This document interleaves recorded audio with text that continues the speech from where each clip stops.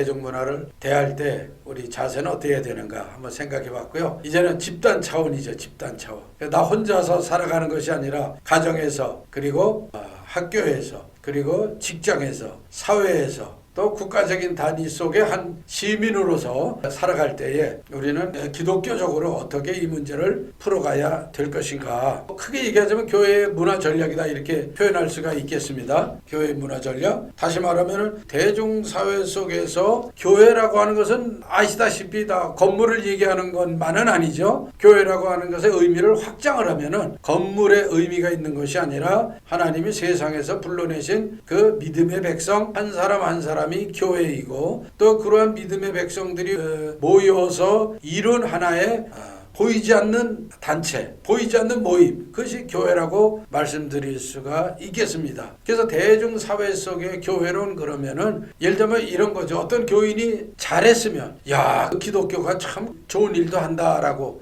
얘기를 하죠. 기독교인이 불미스러운 일을 저질렀다 그러면 도대체 요즘 기독교가 왜 그래? 또는 요즘 교회가 왜 그래? 이런 식으로 대표성을 띈다는 말씀입니다. 그래서 이 교회라고 하는 의미는 건물의 의미라기보다는 이제는 그 믿음을 갖고 있는 복음에 대한 하나의 실행자로서의 기독교인. 자, 그러면은 이런 기독교인들의 삶은 어떻게 해야 되는가? 구체적인 로컬 처치, 지역 교회들은 그러면 어떻게 해야 되는가? 예를 들면 교회 안에 남녀 전도회, 남녀 선교회, 또는 주일학교 학생들 각 그룹들은 어떻게 해야 되는가? 굉장히 중요한 문제가 아닐 수가 없습니다. 자, 먼저 교회에서는 문화 목회라고 하는 개념들이 이제 점점 정착되기 시작을 했습니다. 다시 말해서 예전에는 예배 중심이었죠. 이제는 대중시대의 교회가 행해야 될 또 하나의 기능이라면 생활 문화 중심. 교회가 많은 선교와 또 구체적인 전도를 하면서 이루어진 부분이 있습니다만, 그럼에도 그때만 해도 아직은 굉장히 어떤 규범적인 의미의 전도였다면 이제는 모든 삶 속에 생활 문화로, 그래서 교회 보면은 스포츠 선교회라는 것도 생겼어요. 뭐 축구 선교회,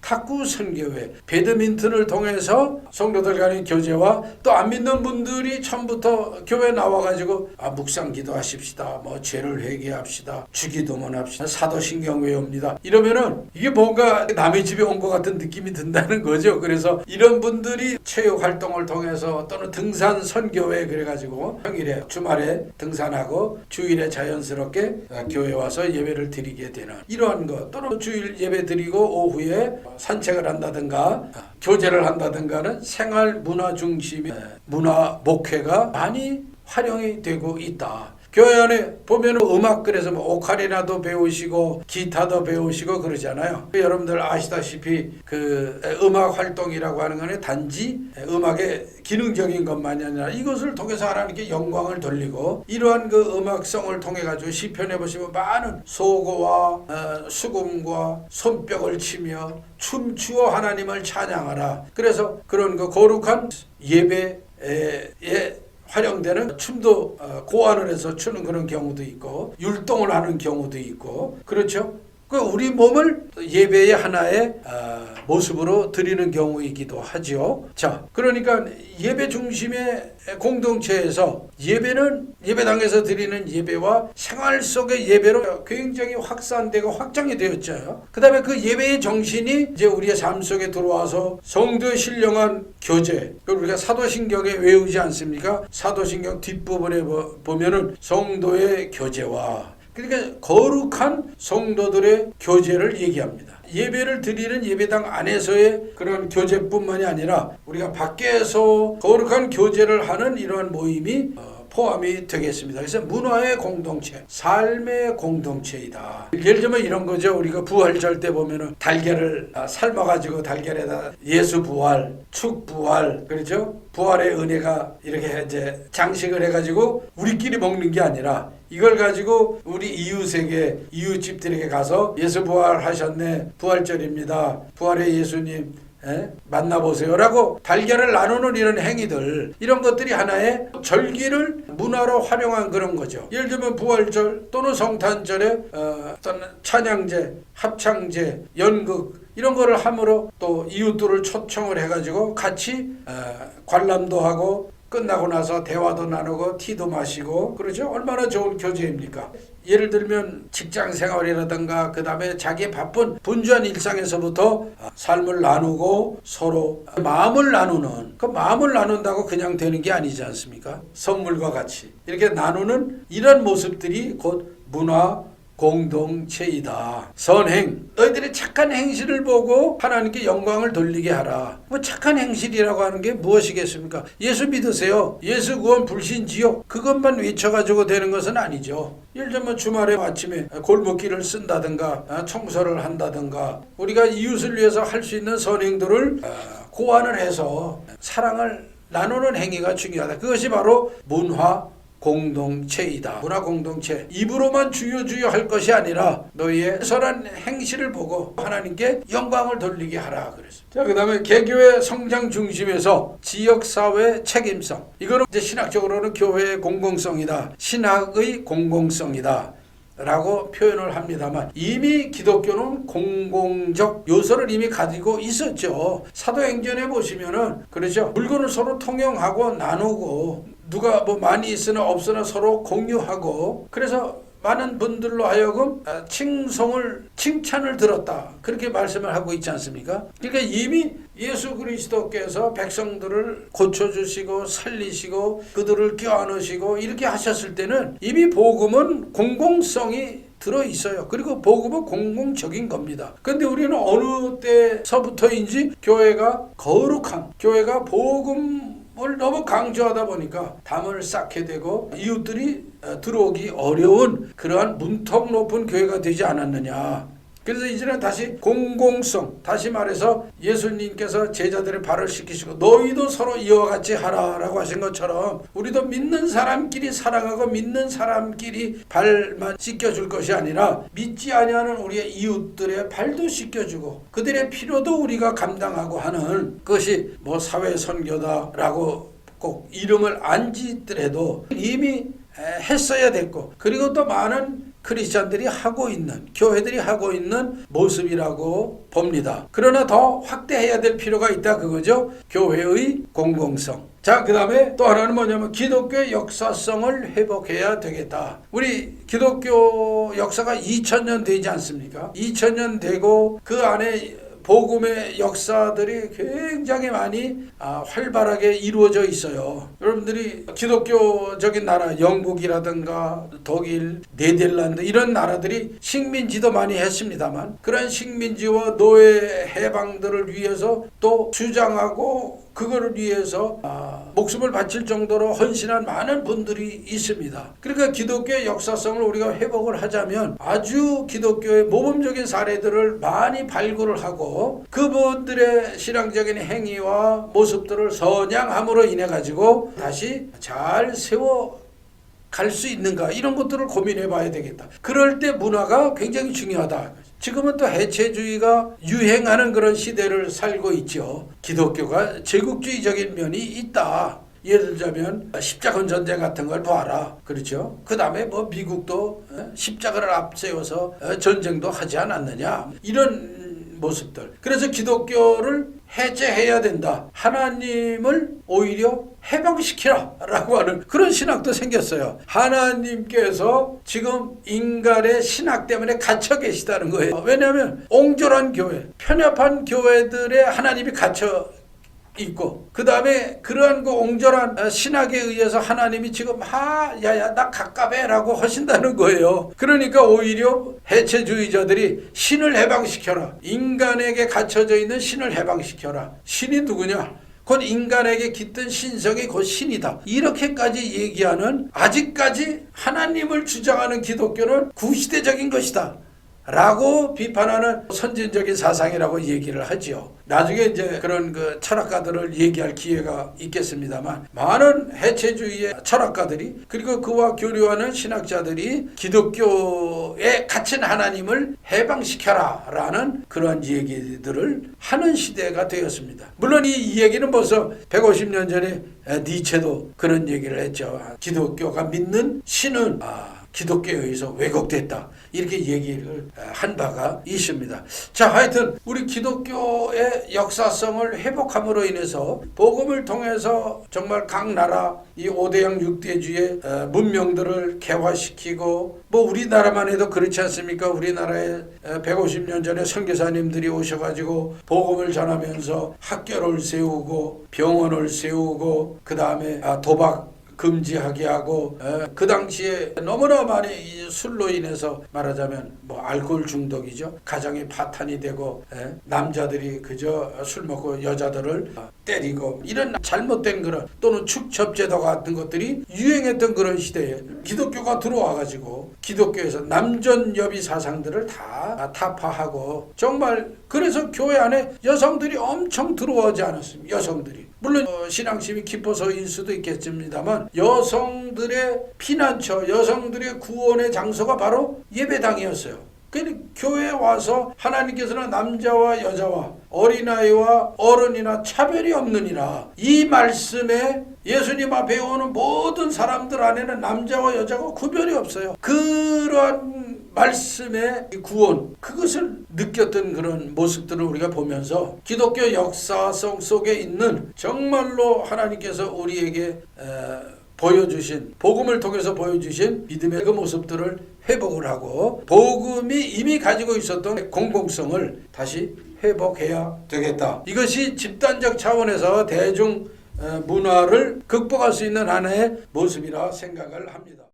대중문화의 물결 속에 흐름 속에 들어와 있습니다. 교회는 어떻게 해야 되겠느냐? 집단적 차원 속에서 언급을 한 바가 있습니다. 문화 공동체로서 우리는 또 한 번 거듭나야 되겠다. 문화 공동체, 예배의 공동체 굉장히 중요한 개념이에요. 이것이 핵심입니다. 이스라엘 백성들이 광야에 나온 것은 하나님께 예배 드리고자 함입니다. 가나안 땅에 들어가서도 역시 예배 드리는 민족으로서의 하나님을 섬기는 민족으로서의 핵심, 주체성을 찾아야 됐고 결국에는 하나님께서 성전을 건축하게 하시고 성전 건축의 모습이 뭐냐? 예배가 핵심이란 거죠. 그러나 그 예배가 성전 안에서만 이루어지는 것이 아니라 이제는 삶 속으로 나가야 된다는 것을 가르쳐 주신 것이죠. 예수님께서 오셔서 나는 너희에게 이르노니 율법은 이러이러했고 너희들이 율법을 이렇게 편협하게 섬기다가 이렇게 됐으나 예수님께서 율법의 본질이 뭐냐? 사랑이다. 하나님을 사랑하고 이웃을 사랑하는 바로 이 안에 다 들어있느니라 이렇게 말씀하신 것을 기억하면서 문화공동체는 곧 무엇이겠습니까? 복음의 본질 중에 하나인 사랑을 실천하는 행위. 이 사랑을 우리의 삶에 여러 다양한 모습으로 드러내는 것, 이것이 바로 문화공동체인 것이. 왜 우리가 교회 안에 축구선교회, 탁구선교회를 만들어가지고 운동을 왜 합니까? 운동 자체의 목적? 우리가 건강의 자체의 목적 당연히 중요하죠. 그러나 보다 더 중요한 건 뭡니까? 이러한 매개체들을 통해서 사랑을 나누어라, 사랑을 실천하는 이러한 모습 때문에 중요한 거죠. 그래서 문화공동체의 핵심은 뭐냐? 그것 자체가 중요한 게 아니라는 거. 문화 자체가 중요한 게 아니다. 하나님이 우리에게 원하시는 사랑과 정의와 공의를 실행해 나가는 구체적인 삶의 행위들을 해야 되겠다라고 하는 것입니다. 자, 두 번째는 이제 열린 커뮤니케이션이다. 우리가 바리새주의다라고 하는 것은 결국에는 닫혀 있었다라고 하는 것이죠. 너무너무 열심한 나머지 여러분들 보세요. 사랑한다 사랑한다 하면서 그것 때문에 독재를 하고 연애에서 나오는 갑질, 연애 폭력 이런 거 있지 않습니까? 사랑하면 상대방을 자유케 해주고 사랑하면 상대방을 더 행복하게 해줘야 되는데 사랑의 이름으로 억압하고 사랑의 이름으로 지배하고 사랑의 이름으로 폭력을 행사하면 이거는 열린 커뮤니케이션이 아니죠. 사랑이라고 하는 것은 열린 커뮤니케이션의 가장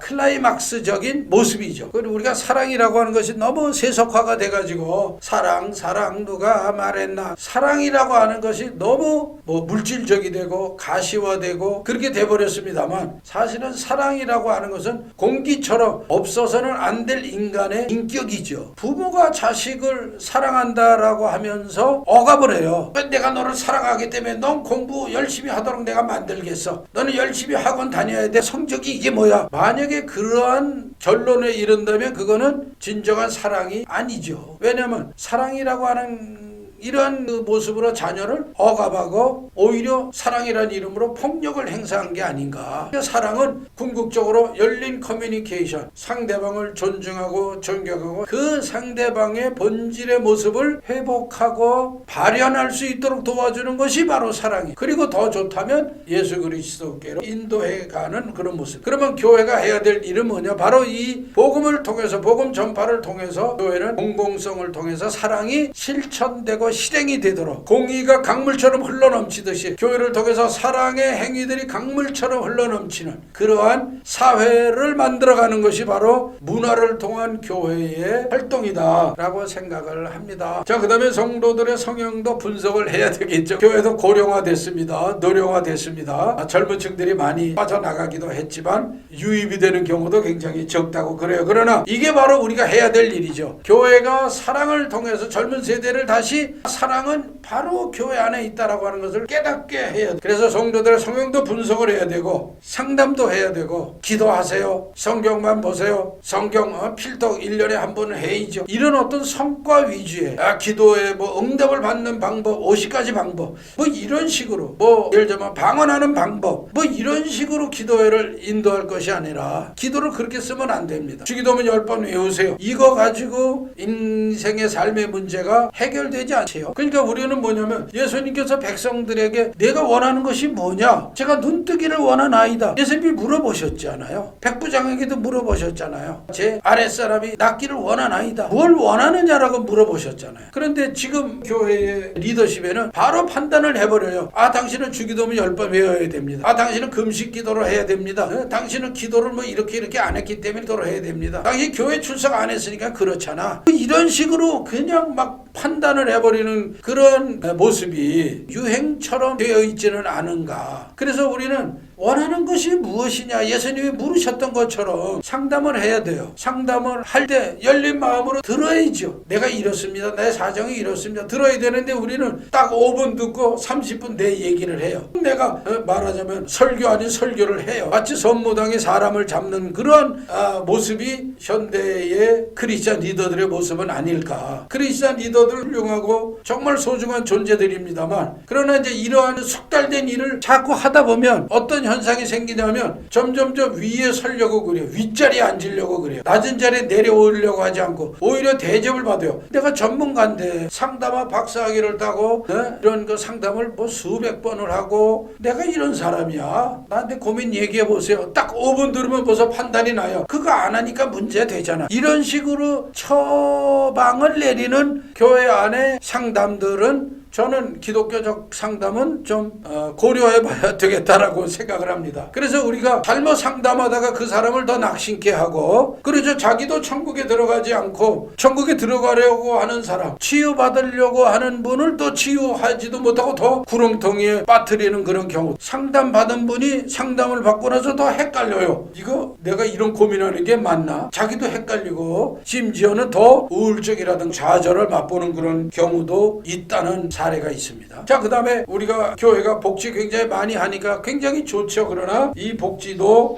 정말 상처받지 아니하도록 오른손이 하는 거 왼손이 모르게 우리가 해야 되겠다라고 생각을 하죠. 자, 그 다음에 구체적인 문제들을 해결을 해줘야 돼요. 미국에서 지금도 백인만 나가는 교회, 흑인만 나가는 교회들이 있다고. 때로는 우리나라에도 도시에 넥타이 메고 나가는 사람들이 많이 모이는 교회. 야, 어느 교회는 보니까 뭐 사회적으로 무슨 법조인 무슨 사자 붙이지 않으면 나가기 어려운, 쫄아서 그 교회 나가겠어라고 하는 그런 교회들 없지 않아 있는 것 같습니다. 자, 우리 언제 예수님께서 그렇게 구분해서 사람들 오라고 하셨어요? 언제 예수님께서 사람 소위 차별하셨어요? 하나님 앞에는 구분이 없고 차별이 없느니라 그러셨어요. 바울 사도도 그 말씀하셨잖아요. 유대인이나 헬라인이나 자유인이나 노예나 구별이 없느니라. 예수님의 복음 안에서는 구별이 없어요. 그런데 우리는 때로는 구별하고 차별 짓고 끼리끼리 모이고 교회 안에서도 당 짓고 좌우 나눠지고, 뭐 제가 좀 심한 말로 하자면 이게 무슨 꼬라지입니까? 교회가 이래서는 안 되죠. 그거를 극복하도록 있도록 해야 돼요. 우리 안에 경계가 있고 한계가 있다면 그건 끊임없이 예수 그리스도 안에서 예수 그리스도의 심장으로 우리가 이 문제를 해결하고 극복해 나가야 됩니다. 자, 그렇다면 우리는 지금의 교회가 그리고 교회가 있는 모든 곳에 낮은 자세로 가야 되는 이 문화적 모습을 가져야 되겠다. 남녀노소 구별이 없습니다. 세대 차이 없어야 되죠. 남녀 성차별 없어야 되죠. 영적 실질적 문제들을 해결해 줄 수 있는 방법 중에 하나가 뭐냐? 문화 선교, 문화 목회다. 이것을 우리가 기억을 해야 되고요. 그 다음에 직업이나 취미 각기 다르죠. 생활 방식들이 다 달라요. 교회 안에 이런 것을 어떻게 우리가 문화를 통해서 보완을 해주고 어떻게 하면 더 유익되게 하고 교회도 세우고 개인도 세우고 또 모임도 세우고 이웃도 세워줄 수 있는가 고민하는 그런 모습이 되어야 되겠습니다. 자, 이제 여유가 많은 주 5일제가 이미 일반화되어 있는 시대를 우리가 살고 있습니다.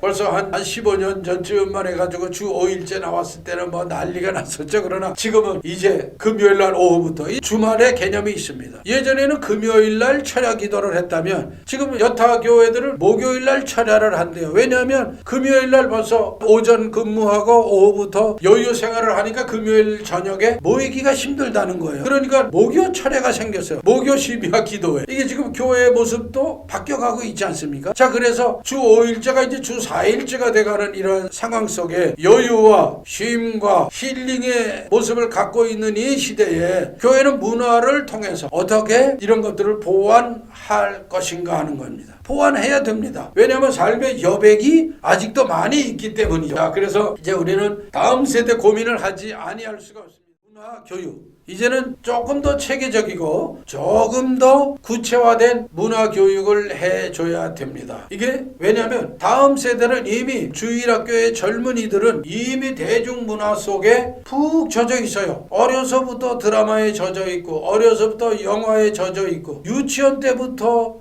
어린이집 같은 데서부터 영상으로 교육을 받잖아요. 그러니까 영상 그 다음에 뭐 핸드폰 어려서부터 이미 다 하고 익숙해져 있습니다. 동영상 익숙해져 있어요. 아이들도 틱톡, 인스타그램에 이미 보편화되어 있어요. 일상화되어 있습니다. 그러한 때에 주일학교 교육 어떻게 해야 될 것이냐. 자, 일단 우리는 이러한 문제를 고민을 해야 되겠습니다. 하나님께서 주일학교의 대상인 어린아이로부터 청소년, 중고등, 대학, 청년 그리고 장년에 이르기까지 주일학교 교육이라고 하는 그런 관점에서 우리가 본다면 창조성을 깨닫게 해야 됩니다. 그래서 대중문화에서도 전에는 전부 다 소비자였어요. 돈을 주고 문화를 사고 대중문화를 피동적으로 느끼고 누리고 나는 만들지 않아요. 나는 뭐 가치를 생각지 않아요. 이거 유행이네 그러면 거기에 따라가고 이거 유행하는 영화야 그러면 그거 보고 하는 그런 모습이었지만 이제는 창조자가 되어야 됩니다. 어린아이로부터 장년에 이르기까지 문화 하나하나를 살펴보고 나는 이 문화 속에서 어떻게 나는 창조할 것인가 이 창조성을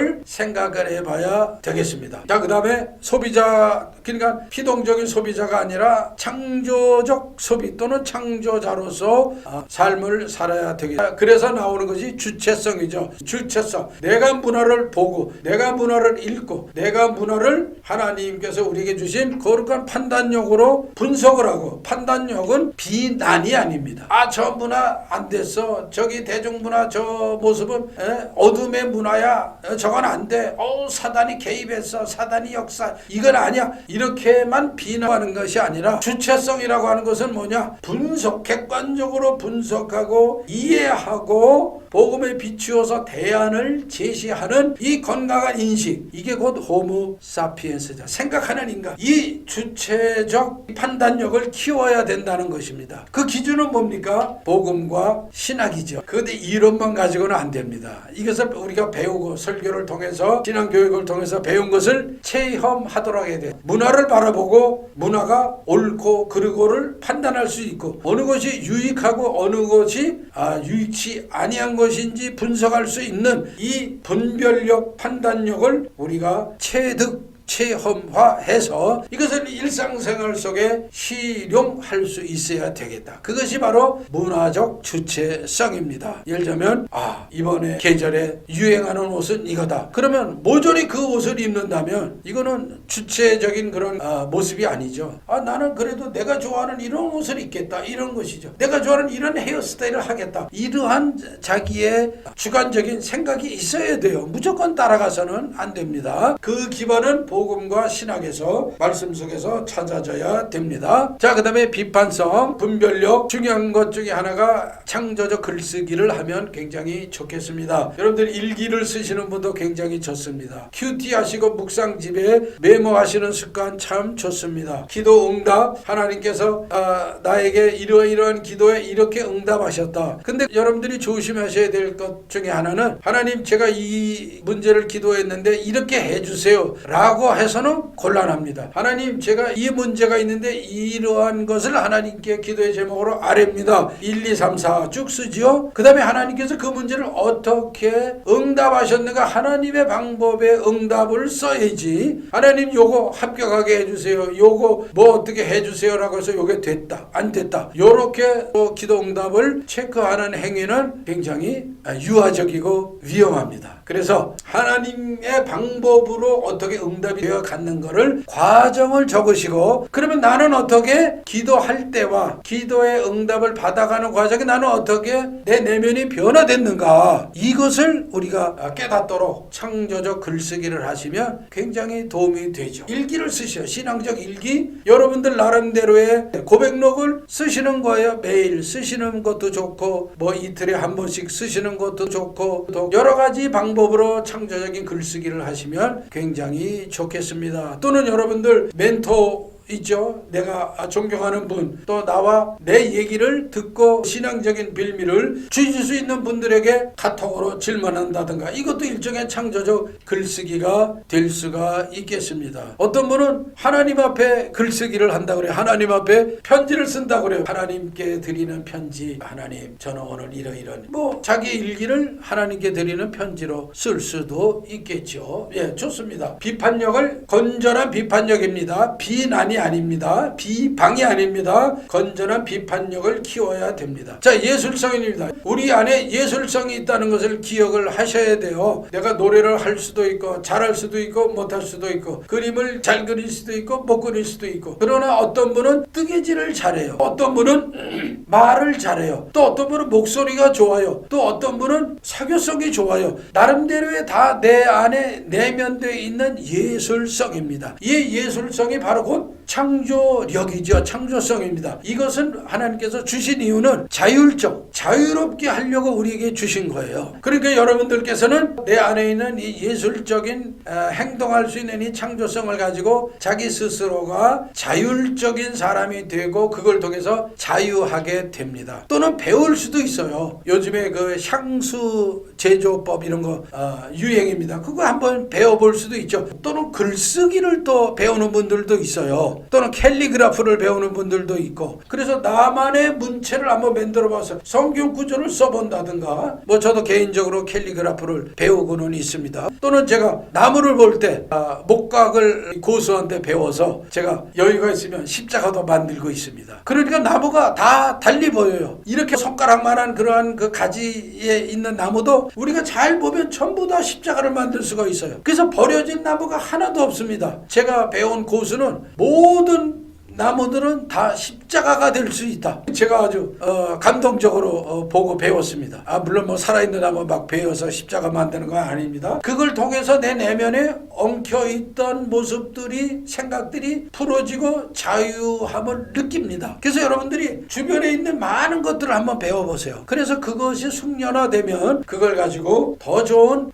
예술성들을 만들어 볼 수도 있을 것 같다. 이것이 우리가 문화의 수동적인 자세 따라만 만들어만 가는 것이 아니라 스스로 만드는 창조적인 모습을 만들어가는 능동적 문화의 창조자가 될 수 있다는 것입니다. 자, 적극성이죠. 이제 이것을 점점 확장하는 겁니다. 진취적으로, 낙관적으로, 그저 무조건 입으로 나는 할 수 있다, 나는 모든 것을 할 수 있다, 이것만 외우는 것이 아니라 작은 영역에서부터, 생활적인 영역에서부터 해보는 겁니다. 자, 그 다음에 이제 패러다임을 보완해야 되겠습니다. 지금 패러다임이 많이 바뀌어왔죠. IQ, 지능지수로 살아오다가 그 지능지수만 가지고는 되지 않는다. EQ가 생겼어요. 감성지수가 굉장히 중요하다. 그 다음에 감성지수만 가지고 있다 보니까 또 도덕지수가 없어졌어요. 그래서 모럴 지수가 또 생기고, 그 다음에 LQ라고 러브 지수, 사랑 지수가 또 생기고, 그 다음에 지금 시대는 이 모든 것을 통괄하고 NQ, 네트워크 쿼션, 소통하는 지수가